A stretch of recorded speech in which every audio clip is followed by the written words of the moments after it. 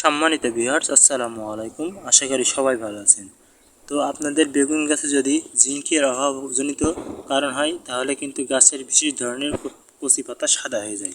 যেরকম এই গাছটার এই যে পাতাগুলো দেখছেন, এই পাতাগুলো সাদা হয়ে যাচ্ছে।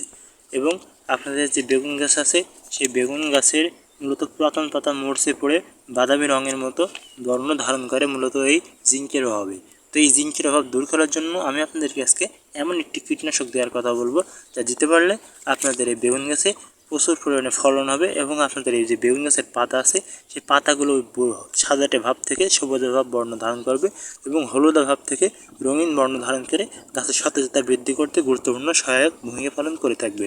মূলত সিলেটেড জিঙ্কের অভাবজনিত কারণে ফসলের গাছে ছোট বড় হয়ে যায় এবং কি ফসলের যে ফুল আসে সেই ফুলগুলো মূলত পরিপুষ্ট হয় না এই জিঙ্কের অভাবজনিত কারণে। তো এর জন্য আপনাদেরকে উচিত সঠিক মাত্রায় সঠিক পরিমাণে সঠিক কীটনাশক স্প্রে করা। তো এর জন্য আমি আপনাদেরকে আজকে এমন একটি কীটনাশক দেবো যা দিতে পারলে এইসব সমস্যা থেকে অনায়াসেই মুক্তি হবে। তো কী সেই কীটনাশক সেটা জানতে হলে ভিডিওটি আপনাদেরকে সম্পূর্ণ দেখতে হবে। তো চলেন ভিউয়ার্স, ভিডিওটি শুরু করা যাক। তো আপনাদের এই বেগুন গাছে আমি যেই কীটনাশকটি দেওয়ার কথা বলছিলাম সেই কীটনাশকটির নাম হলো এই যে স্যাকার সিলেটেড জিঙ্ক।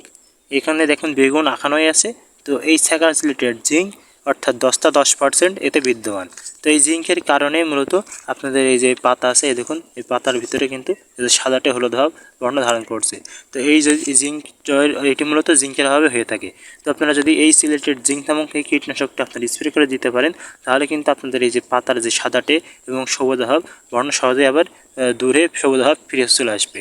এবং আপনাদের যে বেগুন গাছে যে ফুল হয়, এই যে দেখুন যে নতুন অবস্থায় যে ফুল আসছে, এই ফুলগুলো মূলত পরিপুষ্ট করতে গুরুত্বপূর্ণ ভূমিকা পালন করে থাকে এই সিলেটেড নামক এই জিঙ্ক এই কীটনাশকটি। তো এটি মূলত Fortune group science industries company লিমিটেডের কোম্পানির একটি কীটনাশক। তো এই সিলেটেড জিঙ্ক কী হারে দিতে হবে সেটা আপনাকে বলছি। তো 4 গ্রাম সিলেটেড জিঙ্ক 10 লিটার পরিষ্কার পানির সাথে মিশিয়ে 8 শতক জমির জন্য ফসলের পাতায় ভালোভাবে বিকালের দিকে স্প্রে করে দিতে হবে। তো এটি অবশ্যই আপনাদেরকে বিকালের দিকে স্প্রে করতে হবে। বিকালের দিকে যদি স্প্রে না করেন তাহলে কিন্তু সঠিক কাজটা হবে না। এবং এর অভাবজনিত কারণগুলো আমি আপনাদেরকে আজকে তুলে ধরেছি, তো আপনাদেরকে পড়ে শোনাচ্ছি। তো এই সিলেটেড জিঙ্ক বা দস্তার এর অভাবজনিত লক্ষণসমূহ হলো গাছের বিশেষ ধরনের কচি পাতা সাদা হয়ে যাওয়া, পুরাতন পাতায় মরিচি বাদামি রঙের মতো দেখা যাওয়া, ফসলের ক্ষেত্রে গাছ ছোট বড় হয়ে যাওয়া, জলাবদ্ধ জমি বা যে সমস্ত জমি সারা বছর পানির নিচে থাকে এবং এসব কারণে মূলত এই সিলেটেড জিঙ্কের কারণে মূলত এইসব ধরনের রোগগুলো হয়ে থাকে, অর্থাৎ এইসব সমস্যা হয়ে থাকে।